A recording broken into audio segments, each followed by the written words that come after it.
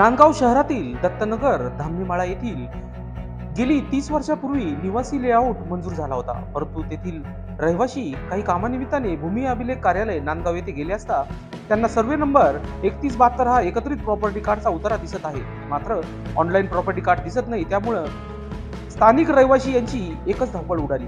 यामध्ये एकूण 55 नागरिकांनी नांदगाव भूमी अभिलेख कार्यालय गाठले।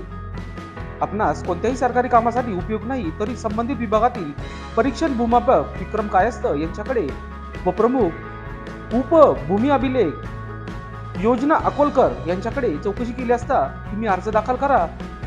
मी नाशिक जिल्हाधिकारी यांच्या आदेशानुसार जमीन महसूल अधिनियम 1966 कलम 155 खाली दुरुस्ती करून 15 दिवसात नांदगाव शहरातील दत्तनगर भागातील 55 नागरिकांना मकर संक्रांत निमित्ताचे अवजड साधक स्वतंत्र प्रॉपर्टी कार्ड येथे वाटप करण्यात आले। यावेळी दत्तनगर भागातील नागरिकांना आनंद झाला।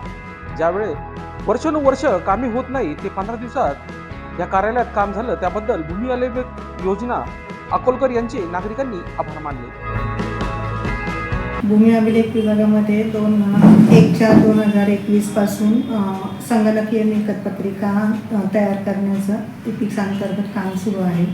ते करत असताना दत्तनगर भागातील खातेदार यांची संपूर्ण मिळकत पत्रिका कोरी असल्याचं माझ्या निदर्शनास आलं। त्याच्यानंतर मी माझ्या सहकाऱ्यांशी बोलले याच्यामध्ये काय करता येईल, आणि दरम्यानच्या काळामध्ये माननीय जिल्हाधिकारी यांनी आम्हाला महाराष्ट्र जमीन महसूल अधिनियम 1966 कलम 155च्या अधिकारानुसार संगणकीय मिळकत पत्रिका दुरुस्त करण्याबाबत आदेश दिले।